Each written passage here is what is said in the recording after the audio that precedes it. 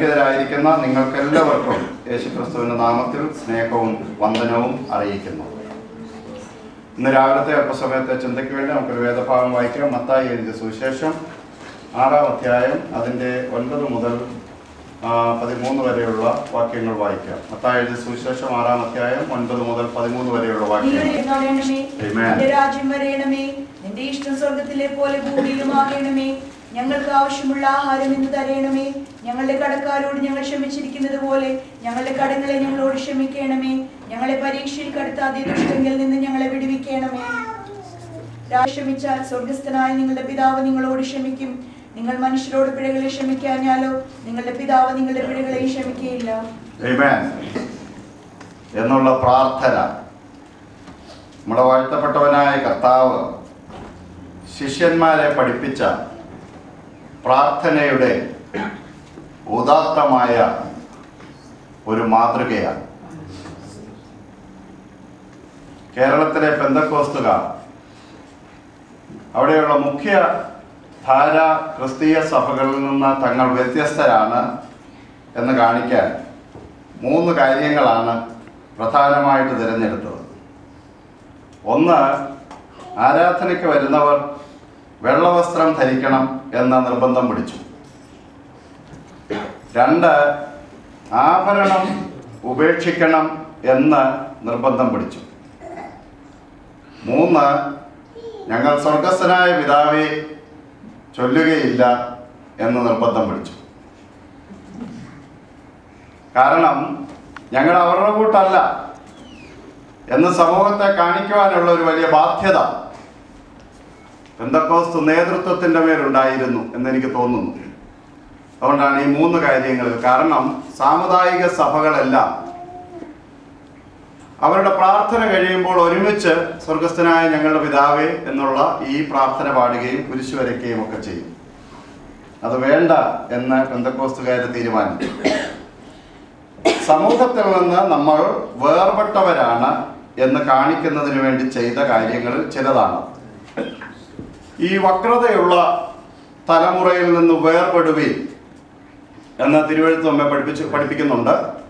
അത് അന്വർത്ഥമാക്കുന്നതിന് വേണ്ടി ചെയ്തതാണ്. ആഭരണം ഉപേക്ഷിക്കുന്നതിൻ്റെ പിൻപിൽ 3 കാരണങ്ങളാണ് ഉണ്ടായിരുന്നത്. 1, ഐഡൻറ്റിറ്റി. 2, സിംപ്ലിസിറ്റി. 3, യൂണിറ്റി. ഈ 3 കാര്യങ്ങൾ ലോകത്തോട് വിളിച്ചറിയിക്കുന്നതിന് വേണ്ടിയാണ് ആഭരണം ഉപേക്ഷിക്കാനായിട്ട് അന്നുള്ള ഉണർവ് ഗ്രൂപ്പ് തീരുമാനിക്കുവാനിടയായി തീർന്നു. സത്യസന്ധമായി പറഞ്ഞാൽ ഇന്ന് ഇതിന് യാതൊരു പ്രസക്തിയുമില്ല. പക്ഷേ എൻ്റെ പ്രധാന പ്രതിപാദ്യ വിഷയം അതല്ലാത്തതുകൊണ്ട് ഇന്ന് രാവിലെ സമയം ഞാൻ അതിലേക്ക് പ്രവേശിക്കുവാൻ ആഗ്രഹിക്കുന്നില്ല. എന്നാൽ ആഭരണത്തെക്കുറിച്ചുള്ള കാഴ്ചപ്പാട് എന്തായിരുന്നാലും അതുപോലെ തന്നെ വെള്ളവസ്ത്രം ധരിക്കുന്നതിനെ കുറിച്ചുള്ള കാഴ്ചപ്പാട് എന്തായിരുന്നാലും അല്ലെങ്കിൽ മീശ എടുക്കുന്നതിനെ കുറിച്ചുള്ള കാഴ്ചപ്പാട് എന്തായിരുന്നാലും സ്വർഗസ്ഥനായ പിതാവയെ കുറിച്ച് പെന്തക്കോസ്തുകാർക്ക് വ്യത്യസ്തമായ ഒരു കാഴ്ചപ്പാട് ഉണ്ടാകേണ്ടതായിട്ടാണ് ഇരിക്കുന്നത്. അതെല്ലാ യോഗവും കഴിയുമ്പോൾ ഒരുമിച്ചൊരു ഈണത്തിൽ ഇത് പാടണം എന്നുള്ള അർത്ഥത്തിലല്ല, മറിച്ച് അതിൻ്റെ അകത്ത് നമ്മുടെ കർത്താവ് അന്തർലീനമാക്കി വെച്ചിരിക്കുന്ന വലിയ ആത്മീക മർമ്മങ്ങൾ നമ്മൾ വിസ്മരിക്കുവാനിടയാകരുത്.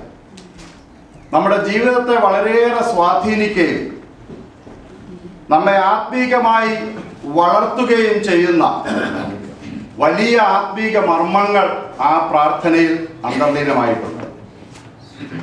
ഇംഗ്ലീഷിൽ അതിനെ 7ആയി വിഭാഗിച്ച് ചിന്തിക്കുന്നതിനെക്കുറിച്ച് ഞാൻ വായിച്ച് മനസ്സിലാക്കിയിട്ടുണ്ട്.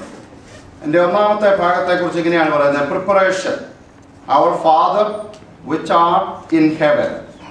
പ്രാർത്ഥനയുടെ ആരംഭം, അതിനായി അവരെ പ്രിപ്പയർ ചെയ്യുന്ന ഭാഗമാണത്. 2ാമത്തേത് അതിൻ്റെ promise, hallowed be thy name. 3ാമത്തേത് പ്രാർത്ഥനയിലെ നമ്മുടെ പ്രയോറിറ്റി. എന്തിനു വേണ്ടിയാണ് നമ്മൾ പ്രാർത്ഥിക്കുന്നത്? ഈ പ്രാർത്ഥനയിലെ പ്രയോറിറ്റി thy kingdom come, നിന്റെ രാജ്യം വരണമേ. നാലാമത്തേത് അതിൻ്റെ അന്തർലീനമായിരിക്കുന്ന പ്രൊവിഷൻ.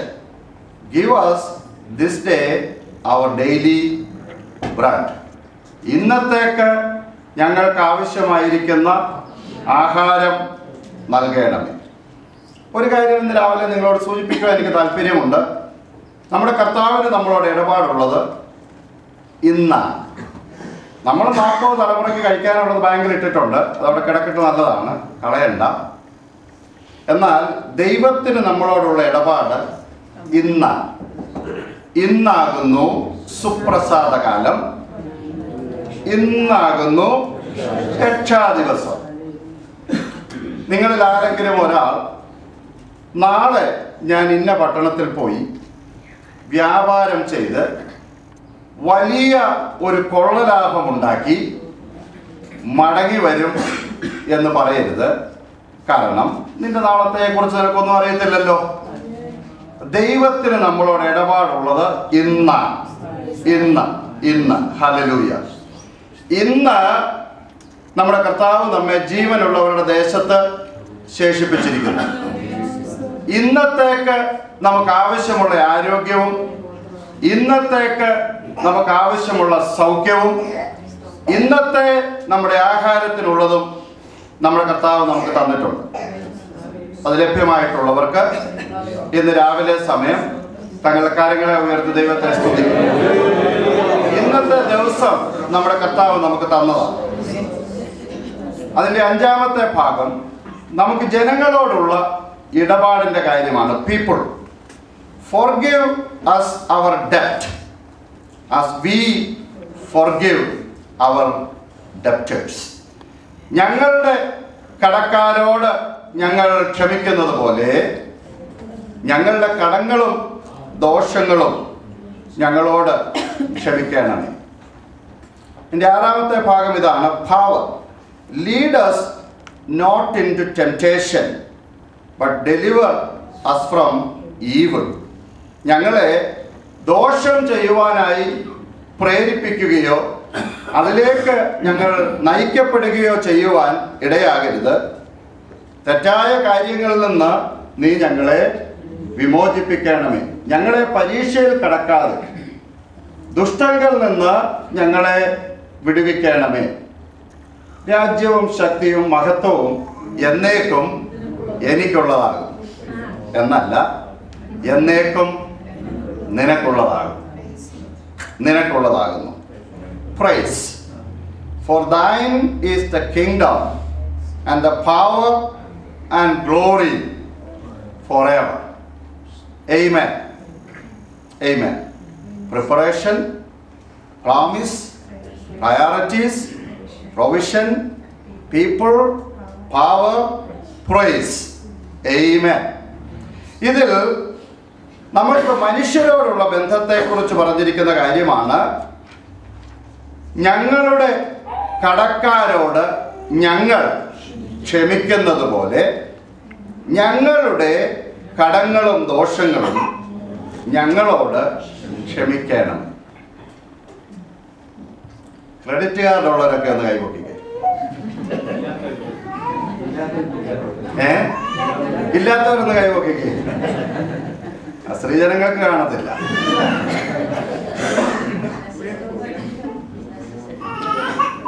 അതിൻ്റെ അകത്ത് കടമില്ലാത്തവരൊന്ന് കൈപൊക്കിക്കേ. ആരുമില്ല. പള്ളിക്കുളത്ത് പിള്ളേർ പോകുന്നവരാണെങ്കിൽ കടം കൊണ്ട് കിടന്നടിയാൻ നിൽക്കുകയില്ല. എങ്ങനെയാണ് ഒരു കടം ഉണ്ടാകുന്നത്? എങ്ങനെയാണ് കടങ്ങൾ ഉണ്ടാകുന്നത്? നമ്മുടെ കാശില്ല, നമുക്ക് എന്തെങ്കിലും കഴിക്കണം. അപ്പം നമ്മൾ എന്ത് ചെയ്തു? കടയിലോട്ട് പോയി വയറ് നിറച്ച് കഴിച്ചിട്ട് ക്രെഡിറ്റ് കാർഡ് കൊടുത്തു. ക്രെഡിറ്റ് കാർഡിൻ്റെ കമ്പനിക്കാരൻ എന്ത് ചെയ്തു? നമ്മുടെ പേരിൽ അവൻ്റെ കടം വീട്ടി വെച്ച് നമ്മുടെ പേരിൽ അത് എഴുതിയിട്ടു. ഇനി പലിശ സഹിതം കൊടുക്കാനായിട്ട് അവൻ പിന്നീട് പുറകെ പേയ്മെൻറ്റ് സ്ലിപ്പായി. നമ്മൾ മനുഷ്യ ജീവിതത്തിൽ കടമുണ്ടാക്കുന്നത് നമ്മൾ പറയുന്ന വാക്കുകൾ മറ്റുള്ളവരെ മുറിപ്പെടുത്തുമെങ്കിൽ അത് നമ്മുടെ പേരിൽ ഒരു കടമായി കിടക്കും. ഒന്ന് വായിച്ച് സദൃശ്യവാക്യം 12-ാം അധ്യായം അതിന്റെ 18-ാം വാക്യം ഒന്ന് വായിച്ചു. ആളുകൊണ്ട് കുത്തും പോലെ മൂർച്ചയായി സംസാരിക്കുന്നവരുണ്ട്, ജ്ഞാനികളുടെ നാവോ സുഖപ്രദം. നോക്കൂ, കാര്യമാണ് ഇങ്ങനെയുള്ള കാര്യങ്ങളൊക്കെ പറയുമ്പോൾ നമ്മൾ ചിലരുടെയൊക്കെ കാര്യമായതെന്നൊക്കെ പറഞ്ഞ് നമ്മളെ കൈകഴുകി മാറുക. നമ്മുടെ കാര്യം, ചിലരുടെ കാര്യമല്ലിത്. വാക്കുകൊണ്ട് മുറിപ്പെടുത്തുന്ന ആളുകളുണ്ട്. ഞാൻ പറഞ്ഞ ഒരു വാക്ക് സാൻകുട്ടി ബ്രദറിന്റെ ജീവിതത്തിൽ ഭാരമായി കിടക്കുകയാണെങ്കിൽ എൻ്റെ പേരിൽ അതൊരു കടമാണ്. കാരണം ഓരോ രാത്രിയിലും അദ്ദേഹം ഉറങ്ങാൻ പോകുമ്പോൾ തന്നെ ദണ്ഡിപ്പിക്കും ആ വാക്ക്. എങ്കിലും ഞാൻ സ്നേഹിച്ച കർത്തൃദാസൻ എന്നെക്കുറിച്ച് അങ്ങനെ ഒരു വാക്ക് പറഞ്ഞല്ലോ എന്നുള്ളത് നമ്മളുടെ പേരിൽ ഒരു കടമായി കിടക്കും. തിരുവെഴുത്ത് നമ്മെ പഠിപ്പിക്കുന്ന കാര്യം, ലോകത്തുള്ള എല്ലാ ജ്ഞാനത്തിൻ്റെയും ആകെ തുക ഈ 66 പുസ്തകത്തിൽ രേഖപ്പെടുത്തി വെച്ചിട്ടുണ്ട്. വേദപുസ്തകം പറയുന്നത് ഒരു വലിയ കപ്പലിനെ നമുക്കൊരു ചെറിയ കടിഞ്ഞാൺ കൊണ്ട് നിയന്ത്രിക്കാം. ഒരു വലിയ കപ്പലിനെ ഒരു ചെറിയ കടിഞ്ഞാൺ കൊണ്ട് നമുക്ക് നിയന്ത്രിക്കാം. നമ്മളെക്കാൾ 30 ഇരട്ടിയെങ്കിലും വലിപ്പമുള്ള ഒരാനയെ ഒരു ചെറിയ തോട്ടി കൊണ്ട് നമുക്ക് മെരിക്കാം. കടിച്ചു കീറാൻ വരുന്ന സിംഹത്തെ ഒരു മനുഷ്യന് മെരുക്കി അവൻ ഉദ്ദേശിക്കുന്ന കാര്യം അതിനെ കൊണ്ട് ചെയ്യിക്കാം. സർക്കസിനൊക്കെ പോയിട്ടുള്ളവർക്കറിയാം, ടയറിന് തീ പിടിപ്പിച്ചിട്ട് ആ തീക്കകത്തൂടെ സിംഹത്തെ ചാടിക്കും.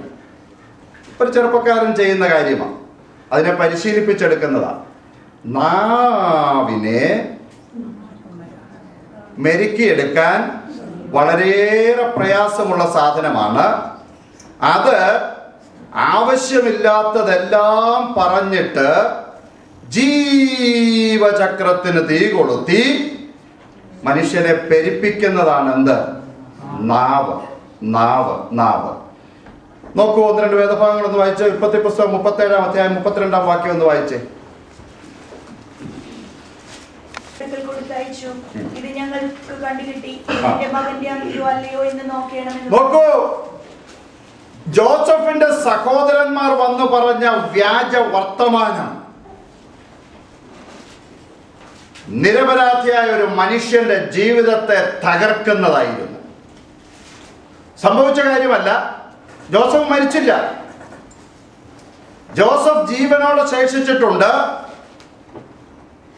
എന്നാൽ ആ ജോസഫ് മരിച്ചു എന്നുള്ള വ്യാജ വർത്തമാനം വന്ന് സഹോദരന്മാർ യാക്കോബിനോട് പറഞ്ഞപ്പോൾ അവന്റെ ജീവിതം തകർന്നതുപോലെ തോന്നി. ഞാൻ ഇനി ജീവിച്ചിരുന്നിട്ട് കാര്യമില്ല, നിങ്ങൾ ദുഃഖത്തോടുകൂടെ എൻ്റെ നരയെ പാതാളത്തിലേക്ക് അയക്കും എന്ന് താൻ പറയുന്ന സാഹചര്യം ഉണ്ടായത് വ്യാജ വർത്തമാനത്തിൽ നിന്നാണ്. നാവ് ഏറ്റവും വലിയ കാട് കത്തിക്കുന്ന ഒരവയവമാണ്. സംഖ്യാപുസ്തകം 16-ാം അധ്യായം 3-ാം വാക്യം ഒന്ന് വായിച്ചു. വിരോധമായി കൂട്ടം കൂടി അവരോട്, മതി മതി, സഭ ഒട്ടൊഴിയാതെ എല്ലാവരും വിശുദ്ധരാകുന്നു, യഹോവ അവരുടെ മധ്യയുണ്ട്, പിന്നെ ഞങ്ങൾ യഹോവയുടെ സഭയ്ക്ക് മീതെ നിങ്ങളെ തന്നെ ഉയർത്തുന്നത്. നോക്കൂ, കോരയുടെ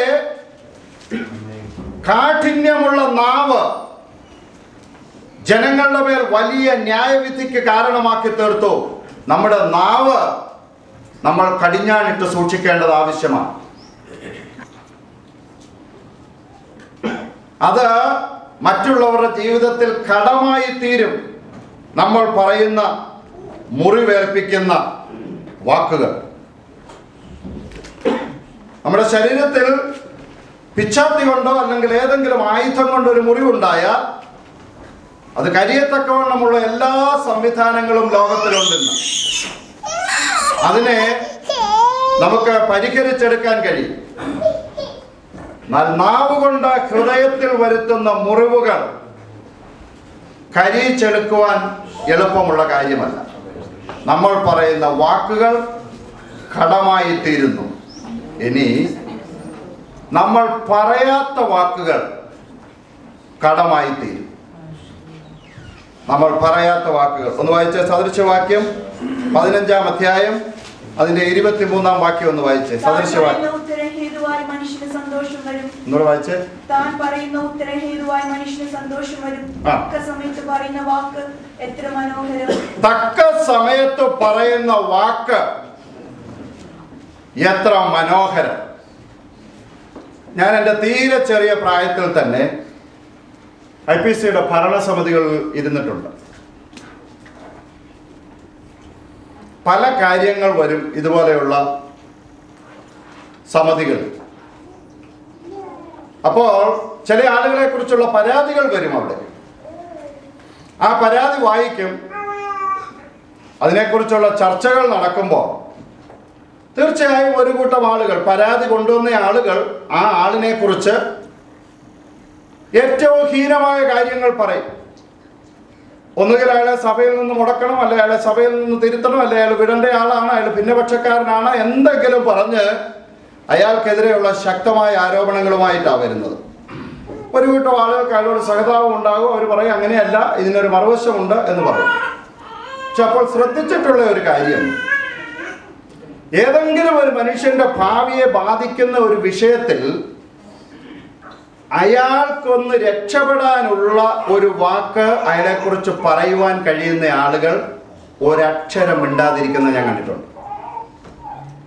തക്ക സമയത്ത് ഒരു വാക്ക് പറഞ്ഞാൽ ആ മനുഷ്യന്റെ വലിയ ശിക്ഷയിൽ നിന്ന് അയാളെ ഒഴിവാക്കാം.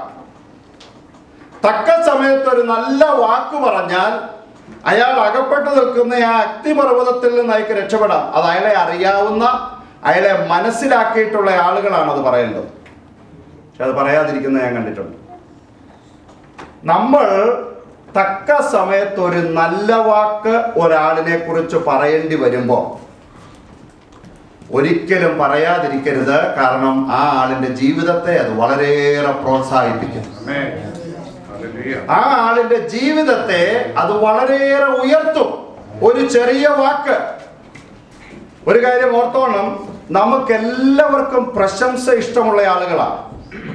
ഞാനൊരു 6 ബോറൻ പ്രസംഗം നടത്തിയേച്ച് ഇവിടെ നിന്ന് ഇറങ്ങുമ്പോൾ ഒരാൾ എന്നോട് പറയുന്നു എന്നിരിക്കട്ടെ, പാസ്റ്റർ നന്നായിരുന്നു എന്ന്. എനിക്കെന്തോ ഒരു സന്തോഷം. ചുമ്മാ പറഞ്ഞ വ്യാജം പറയണമെന്നല്ല ഞാൻ പറഞ്ഞതിന്റെ അർത്ഥം. നമ്മളെന്താ ചെയ്യുന്നത്? മുമ്പൊരാൾ പറഞ്ഞതുപോലെ we are persecuting the living and praising the dead. ഒരുത്തം മരിച്ചു കിട്ടിയാൽ നമ്മൾ അവനെ പ്രശംസിക്കും. അയ്യോ, ഇതുപോലൊരു നല്ല അച്ചായനില്ലായിരുന്നു. ചത്തു കഴിഞ്ഞോണ്ടാ, ജീവിച്ചിരുന്നപ്പോ പറയത്തില്ല. നമ്മൾ പറയേണ്ട വാക്കുകൾ നമ്മൾ തക്ക സമയത്ത് പറഞ്ഞ് നമ്മുടെ കൂട്ടു സഹോദരനെ ഉറപ്പിക്കുവാൻ നമുക്ക് കഴിയുന്നില്ലെങ്കിൽ നീ അവന് കടക്കാരനാണ്. ഒന്ന് വായിച്ചേ, ഒരു വാക്യം കൂടെ, സദൃശവാക്യങ്ങൾ 25:11 ഒന്ന് വായിച്ചേ. തക്ക സമയത്ത് പറയുന്ന വാക്ക് വെള്ളിത്താലത്തിൽ പൊന്നാരങ്ങ. ഒരു മനുഷ്യൻ അവന്റെ പ്രയാസ സമയത്ത് ആയിരിക്കുമ്പോ, അല്ലെങ്കിൽ അവനൊരു ദുഃഖത്തിൽ കൂടെ കടന്നു പോകുമ്പോ, അവനൊരു ഞെരുക്കത്തിന്റെ സാഹചര്യത്തിലായിരിക്കുമ്പോ, ഞാനും നിങ്ങളും കൂട്ടു സഹോദരൻ കൂട്ടു സഹോദരി എന്ന നിലയിൽ അവനെ നിലനിർത്തുകയും പ്രോത്സാഹിപ്പിക്കുകയും ചെയ്യുന്ന ഒരു വാക്ക് പറയുന്നില്ലെങ്കിൽ ദൈവസന്നിധിയിൽ നമ്മൾ കടക്കാരാണെന്നാണ് വേദപുസ്തകം നമ്മെ പഠിപ്പിക്കുന്നത്.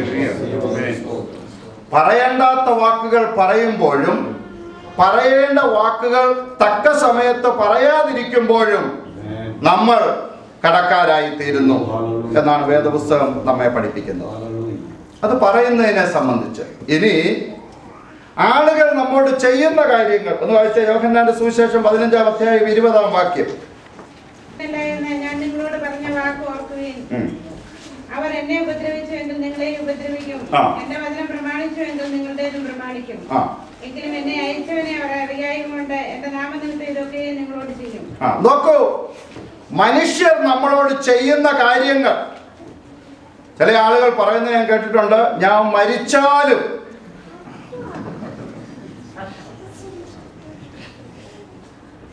അവൻ എന്നോട് ചെയ്തത് ഞാൻ മറക്കുകയല്ല. അത്രയായിരിക്കും ചെയ്തത്, ആർക്കറിയാം.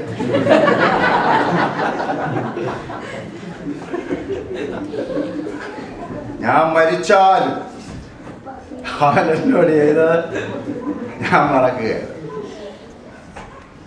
ഈ മറക്കത്തില്ലെന്ന് പറയുന്നതിൻ്റെ അകത്തൊന്നും ഒരു കാര്യമില്ല. ഞാൻ എൻ്റെ വല്യമ്മച്ചിയുടെ കാര്യം പലപ്പോഴും ഇവിടെ പറഞ്ഞിട്ടുണ്ടല്ലോ.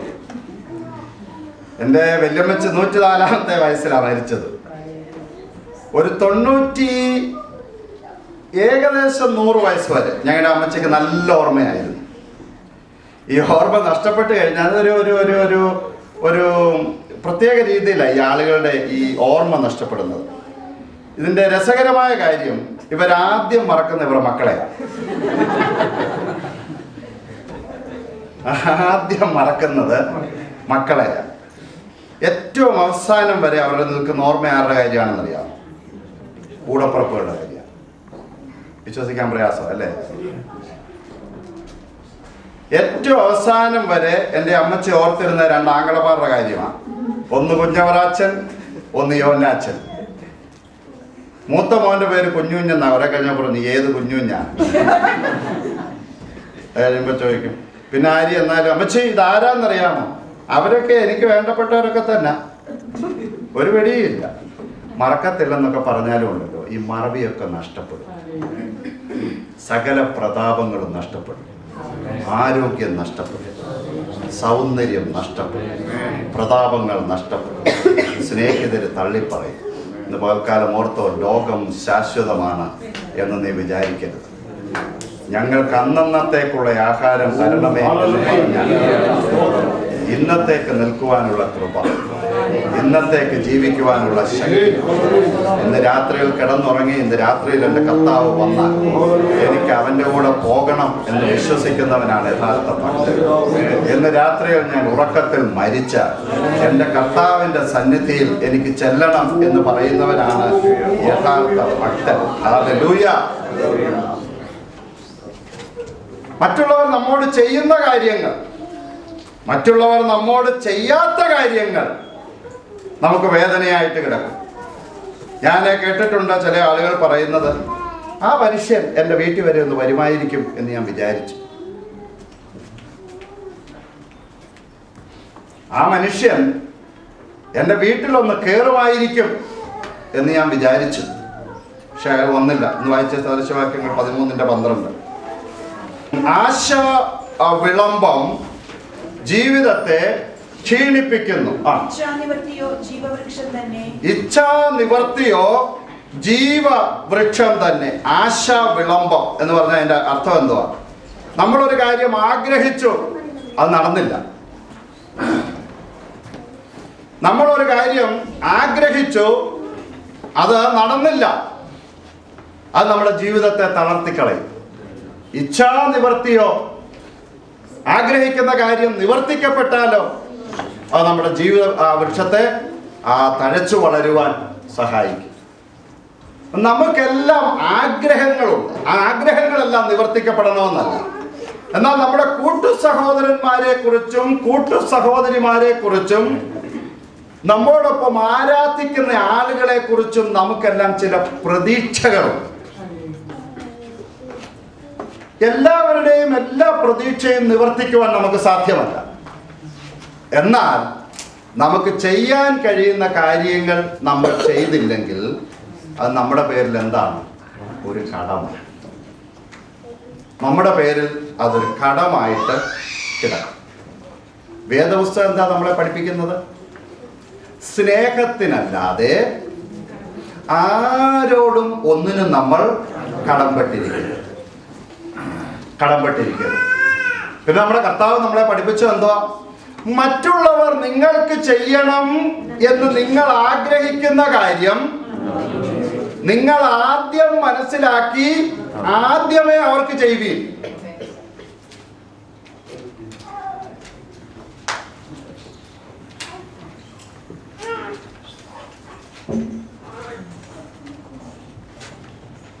നോക്കൂ, കർത്താവ് നമ്മെ പഠിപ്പിച്ചിരിക്കുന്ന കാര്യങ്ങൾ എത്ര ഗൗരവതരമായ കാര്യങ്ങളാണ് എന്ന് ആലോചിച്ച് നോക്കുക. അപ്പോൾ ഇനി നമുക്ക് ആ പാപക്ഷമയിലേക്ക് കടന്നു വരാം. ഞങ്ങളുടെ കടക്കാരോട് ഞങ്ങൾ ക്ഷമിക്കുന്നത് പോലെ ഞങ്ങളുടെ കടങ്ങളും ദോഷങ്ങളും എല്ലാം ഞങ്ങളോട് ക്ഷമിക്കണമേ. അപ്പൊ അതൊരു ഫോർമുലയാണ്, ഒരു ഫോർമുലയാണ്. എന്താ അത്? എന്താ അതിൽ നിന്ന് ലഭ്യമാകുന്ന വളരെ ലളിതമായ പാഠം എന്താണ്? ഞങ്ങൾ ക്ഷമിക്കാം, ഞങ്ങൾ ക്ഷമിക്കുന്നു. അതുകൊണ്ട് എന്ത് കിട്ടണം? ഞങ്ങൾക്ക് ക്ഷമ കിട്ടണം. ക്ഷമ, അതാണ് കർത്താവ് നമ്മെക്കുറിച്ച് ആഗ്രഹിക്കുന്നത്.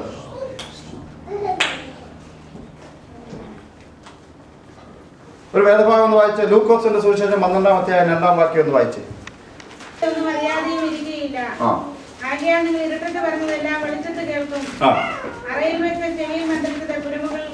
ഒരു കാര്യം ഓർത്തോണേ, ഈ കാലഘട്ടത്തിന്റെ പേര് ഇൻഫർമേഷൻ ഏജ് എന്നാണ്. Information super highway.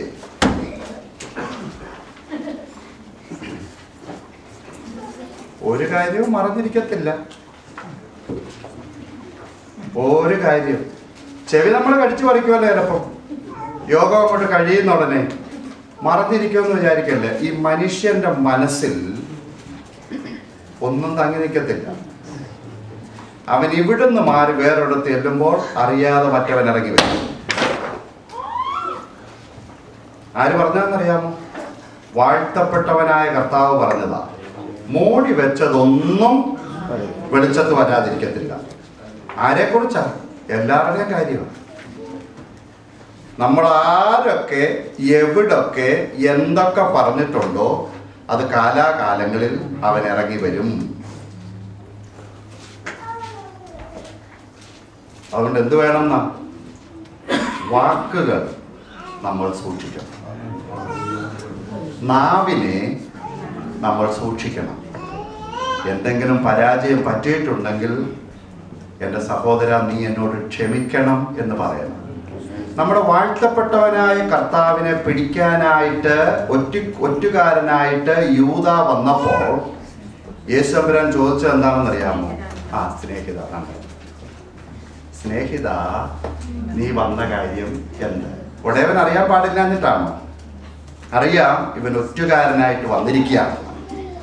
എന്നാലും അവനെ അവസാന നിമിഷം വിളിച്ചത് എന്താണെന്നറിയാമോ?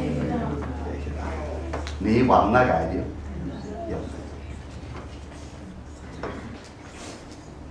നമ്മുടെ കർത്താവാണ് വിശ്വാസ ജീവിതത്തിൽ നമ്മുടെ മാതൃക. കർത്താവിനോട് എത്താനൊക്കുമോ? ഒക്കത്തില്ല. അപ്രായോഗികമായ കാര്യങ്ങളൊന്നും പറഞ്ഞിട്ട് കാര്യമില്ല. എത്ര പേർക്കൊണ്ട് ഇവിടെ വെള്ള വസ്ത്രം? എനിക്ക് പോലും ഇല്ല. ഞാൻ അതിൽ വിശ്വസിക്കുന്നുമില്ല. അതുകൂടെ പറയണമല്ലോ. ഡാൻസ് നല്ല വെള്ള ഷർട്ട് ഉള്ളതിൽ വെള്ളയാണ്.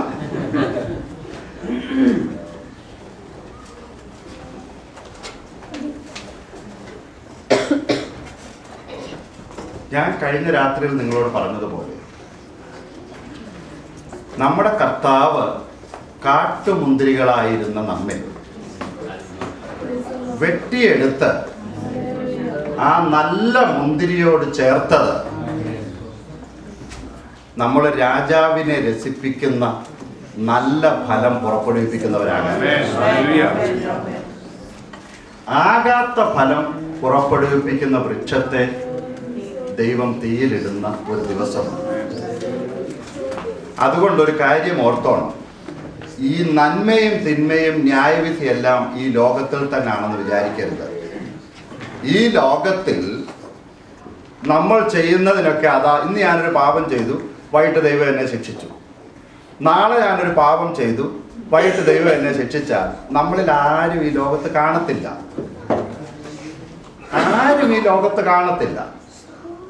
എന്നാൽ ദൈവം ഈ റെക്കോർഡ് ബുക്കുമായി വരുന്ന ഒരു ദിവസമുണ്ട്. അന്ന് നീ സഹോദരനോട് നിസ്സാരാന്ന് പറഞ്ഞാൽ, നീ അഗ്നി നരകത്തിൽ ഇരയാകുമെന്ന് പറഞ്ഞാൽ എൻ്റെ ദൈവം ഭോഷ്ക് പറയുന്നയാളാണ്. എൻ്റെ ദൈവം ഭോഷ്ക് പറയുന്ന ആളല്ല. തിരുവെഴുത്ത് നമ്മെ പഠിപ്പിക്കുന്നത്, ഒരുത്തൻ വിചാരിക്കുന്നു മാംസം ഭക്ഷിക്കാമെന്ന്. അവൻ ബീഫാ കഴിക്കുന്നത്. അവന് ബീഫ് വലിയ ഇഷ്ടമാണ്. അവനത് വാങ്ങിച്ചങ്ങ് കഴിക്കുക. അവൻ കഴിക്കുക. നിനക്ക് വല്ല നഷ്ടമുണ്ടോ? നീ കഴിക്കുന്നില്ല. എന്താ കാരണം? നിനക്ക് വയറുകടിയ. അതുകൊണ്ട് നീ പച്ചടി അതുപോലൊക്കെയുള്ള ശാഖപദാർത്ഥങ്ങളും ഒക്കെ കഴിച്ചാൽ നീ നിൽക്കുന്നത്. നിനക്ക് വയറ്റി പിടിക്കുന്നില്ല. നീ ഇറച്ചി കഴിക്കുന്നവനെ എന്തിനാ കുറ്റം വിധിക്കുന്നത്? നീ എന്തിനാ ഇറച്ചി കഴിക്കുന്നവനെ കുറ്റം വിധിക്കുന്നത്? അവൻ നിൽക്കുന്നതോ വീഴുന്നതോ ആർക്കാ? അവന്റെ യജമാനനാ. അവൻ നിൽക്കും താനും. മറ്റൊരുത്തന്റെ ദാസനെ വിധിപ്പാൻ നീ ആര്? വേറൊരാളിന്റെ ദാസനെ വിധിക്കാൻ എനിക്കും നിങ്ങൾക്കും ഉത്തരവാദിത്വമില്ല. നിൽക്കുന്നു എന്ന് തോന്നുന്നവൻ വീഴാതിരിപ്പാൻ സൂക്ഷിച്ചു കൊള്ളട്ടെ. അതാ വേദപുസ്തകം നമ്മെ പഠിപ്പിക്കുന്നത്. പെന്തക്കോസ്ത് സഭകളിൽ വന്നിരിക്കുന്ന ഒരു പരാജയം എന്താണെന്ന് ചോദിച്ചാൽ, ഓരോരുത്തരുടെ വിചാരം ഞാൻ എൻ്റെ അടുത്തിരിക്കുന്നവനേക്കാൾ വിശുദ്ധനാണ്. അവർ സ്വയം അങ്ങ് വിചാരിക്കുക അവനേതായാലും എന്നേക്കാൾ നല്ലതാണെന്ന് എനിക്ക് തോന്നുന്നില്ല. ഒന്നുമില്ല, ആ കൺക്ലൂഷനിൽ അങ്ങ് എത്തും. ആര് പറഞ്ഞു? ആര് പറഞ്ഞു? ആര് പറഞ്ഞു? ആര് പറഞ്ഞു? നിങ്ങൾ സ്വയം അങ്ങനെ ഒരു നിഗമനത്തിൽ അങ്ങെത്തി. അങ്ങനെ ഒരു നിഗമനത്തിൽ നമ്മൾ അങ്ങെത്തി.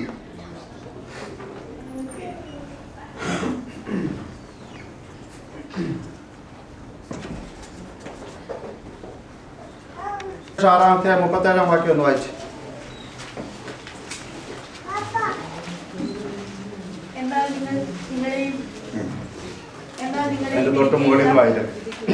അങ്ങനെ നിങ്ങളുടെ പിതാവ് മനസ്സല്ലുള്ളവനാകുന്നത് പോലെ നിങ്ങളും മനസ്സല്ലുള്ളവരാകുവിൻ. വിധിക്കരുത്, നിങ്ങളെയും വിധിക്കില്ല. നോക്കൂ, വേദപുസ്തകം വളരെ വ്യക്തമാണ്.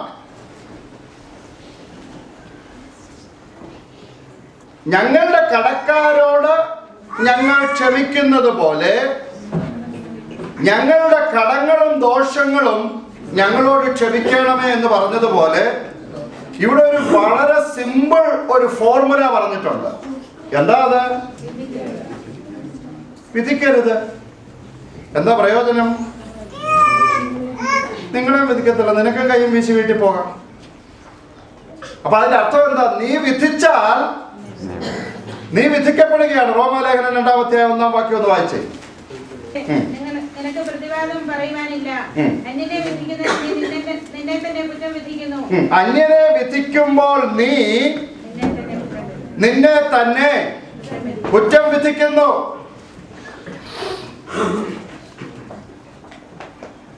എന്താ ദൈവമക്കളുടെ പ്രത്യേകത? പാപം ക്ഷമിക്കപ്പെട്ടവർ എന്നുള്ളതാണ്. നമ്മുടെ കർത്താവ് നമ്മുടെ പാപം ക്ഷമിച്ചു. അതാണ് നമ്മളുടെ പ്രത്യേകത. അപ്പൊ മറ്റൊരാളിനെ വിധിക്കാൻ നമുക്ക് യാതൊരു അവകാശവുമില്ല. എങ്ങനെ വിധിക്കാനൊക്കെ അവരുടെ ജീവിത സാഹചര്യം നമ്മൾ അറിയുന്നില്ല. 6-7 കാരണങ്ങളാൽ നമ്മൾ ആരെയും വിധിക്കാൻ പാടില്ല. എന്താ കാരണം? മറ്റൊരാളിനെ വിധിക്കാൻ എല്ലാ തെളിവും നമ്മുടെ കയ്യിലുണ്ടോ? ഒരാളിന്റെ ഏതെങ്കിലും ഒരു ജീവിത വിഷയത്തെ കുറിച്ച് ആളിനെ വിധിക്കാൻ എല്ലാ തെളിവും നമ്മുടെ കയ്യിലുണ്ടോ? ഇല്ല. ഏതോ കേട്ടുകേൾവിയുടെ അടിസ്ഥാനത്തിലാണ് നമ്മൾ ഒട്ടുമിക്ക കാര്യങ്ങൾക്കും വിധി പ്രസ്താവിക്കുന്നത്. ഒന്നാമത് വിധിക്കരുത് നമ്മൾ, കാരണം എല്ലാ തെളിവും നമ്മുടെ കയ്യിലില്ല. രണ്ടാമത് നമ്മൾ വിധിക്കാൻ പാടില്ല, കാരണം വിധിക്കാൻ സമയമായിട്ടില്ല. ഇതിന്റെ എല്ലാം ആത്യന്തികമായ വിധി നമ്മുടെ കർത്താവ് കൽപ്പിക്കുന്ന ഒരു ദിവസമുണ്ട്. മനുഷ്യർ വിധിക്കുന്നത് പോലെ അല്ല ദൈവം വിധിക്കുന്നത്. മനുഷ്യരെങ്ങനെയാ വിധിക്കുന്നത്? അവരുടെ കണ്ണുകൊണ്ട് കാണുന്നതിന്റെ വെളിച്ചത്തിലാ മനുഷ്യർ വിധിക്കുന്നത്. നമ്മൾ കാണുന്നതിനപ്പുറത്തായിട്ടുള്ള കാഴ്ച കണ്ട് അതിന്റെ സാഹചര്യവും പശ്ചാത്തലവും നമ്മുടെ മാനസിക നിലവാരവും മനസ്സിലാക്കി നമ്മെ വിധിക്കുവാൻ കഴിയുന്നവനാണ് ആര്? സർവശക്തനായ ദൈവം. അവനാണ് നമ്മെ വിധിക്കേണ്ടത്. 3, നമ്മൾ വിധിക്കാൻ പാടില്ല. ഞാൻ വായിച്ചു കേൾപ്പിച്ചതുപോലെ നീയും വിധിക്കപ്പെടും. 4, നമ്മൾ വിധിക്കാൻ പാടില്ല. കാരണം എന്താണെന്നറിയാമോ? എല്ലാ കേസും മുകളിലത്തെ കോടതി കിടപ്പുണ്ട്. ഏറ്റവും ഉന്നതമായ കോടതിയിൽ എല്ലാ കേസും കിടപ്പുണ്ട്. ഒരു കേസ് കോടതിയിൽ ഇരിക്കുമ്പോൾ ആ കേസ് സംബന്ധിച്ച് അഭിപ്രായം പറയത്തില്ല. കേട്ടിട്ടുണ്ടോ? അതുപോലും കേട്ടിട്ടില്ല. അതൊക്കെ കേട്ടിരുന്ന എന്നേ രക്ഷപ്പെട്ടേനെ. അതിനാണ് കണ്ടംപ്റ്റ് ഓഫ് കോർട്ട് അല്ലെങ്കിൽ കോടതി അലക്ഷ്യം എന്ന് പറയും. കോടതി അലക്ഷ്യം നടത്തിയ എന്താണെന്നറിയാമോ കാര്യം? ഒന്നും പറയാതെ പിടിച്ച് ജയിലിലിടാം. ജഡ്ജിക്ക് പറയാം കോടതി പിരിയുന്നതിനും വരുന്ന ജയിലിൽ കിടന്നോളാം. അതാണ് കോടതി അലക്ഷ്യം. അതുകൊണ്ട് മുകളിലത്തെ കോടതിയിൽ ഒരു കേസ് കിടപ്പുണ്ടെങ്കിൽ ആ കേസിനെ സംബന്ധിച്ച് അഭിപ്രായം പറയത്തില്ല. കാരണം അത് വിധിയെ ബാധിക്കും. അതുകൊണ്ടാണ് അങ്ങനെ പറയരുതെന്ന് പറയുന്നത്. നമുക്കതിനുള്ള അവകാശമില്ല. ഒറ്റപ്പെട്ട കാരണങ്ങൾ കൊണ്ട് വിധിക്കരുത്. സാഹചര്യം വെച്ച് വിധിക്കരുത്.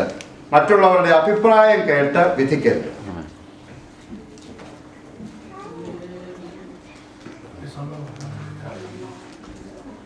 നമ്മളൊക്കെ എത്രയോ പേരെ വിധിച്ച് കഴിഞ്ഞിരിക്കുന്നു. ചിലരെ കുറിച്ച് നമ്മൾ പറയുന്നത് എന്തുവാ? ശരിയാകുന്ന കേസ് അല്ലെന്നാ പറയുന്നത്. ഗോൺ കേസാണെന്നാ പറയുന്നത്. സംസാരിച്ചിട്ട് കാര്യമില്ല, രക്ഷപ്പെടുന്ന കേസല്ല. നീ വിധി പ്രസ്താവിച്ചു. പക്ഷെ വേദോത്സവം പറയുന്ന അവൻ നിൽക്കുമെന്നാണ്. അവൻ നിൽക്കുന്നതോ വീഴുന്നതോ ആർക്കാണ്? അവന്റെ യജമാനനാണ്. അവൻ നിൽക്കും താൻ. നിന്നെ കുറിച്ച് പറഞ്ഞിരിക്കുന്നത് എന്താ? നിൽക്കുന്നു എന്ന് തോന്നുന്നവൻ വീഴാതിരിപ്പാൻ സൂക്ഷിച്ചു കൊള്ളട്ടെ. നിൽക്കുന്നു എന്ന് തോന്നുന്നവൻ വീഴാതിരിപ്പാൻ സൂക്ഷിച്ചു കൊള്ളട്ടെ. പിശാച് നമ്മളെ തോൽപ്പിക്കാനിടയാകും. നാട്ടിൽ ഇങ്ങനെ ഒരു പറച്ചിലുണ്ട്, പട്ടിയുടെ കടി കൊണ്ട് ചാകുന്നതിനേക്കാൾ നല്ലതാണ് ആനയുടെ തൊഴി കൊണ്ടിയാണ്. കേട്ടിട്ടുണ്ടോ? കേട്ടിട്ടില്ല. കേട്ടിട്ടില്ല. ചുമ്മാതെ പറയുക കേട്ടിട്ടുണ്ടോ? കേട്ടില്ല എന്ന് പറഞ്ഞാൽ അതിന്റെ അർത്ഥം എന്താണെന്നറിയാം? എടാ പട്ടിയൊക്കെ കടിച്ചേർത്തെന്ന് പറഞ്ഞാൽ ഒരു ഗെറ്റപ്പില്ല. അതേസമയം ഒരു ആന തൊഴിച്ചെന്ന് പറഞ്ഞാൽ അതിനൊരു വാർത്താ പ്രാധാന്യം. മനസ്സിലായി എന്ന് പറഞ്ഞതുപോലെ ആരോട് തോറ്റാലും പിശാചിനോട് തോക്കരുത്. അതിനൊരു വൃത്തി. പിശാചിനോട് നമ്മൾ തോക്കരുത്. അതിന് വൃത്തിയുള്ള കേസല്ല. ഇന്ന് ഞാൻ ഇനി ദീർഘിപ്പിക്കുന്നില്ല. ദൈവം എന്ന് വെച്ചാൽ ഇതിന്റെ ബാക്കി ഭാഗം ഞാൻ പിന്നീട് എപ്പോഴെങ്കിലും പറയാം. നമ്മുടെ കണ്ണുകളെ നമുക്ക് ദൈവസ്ഥാനത്തിലാണ്.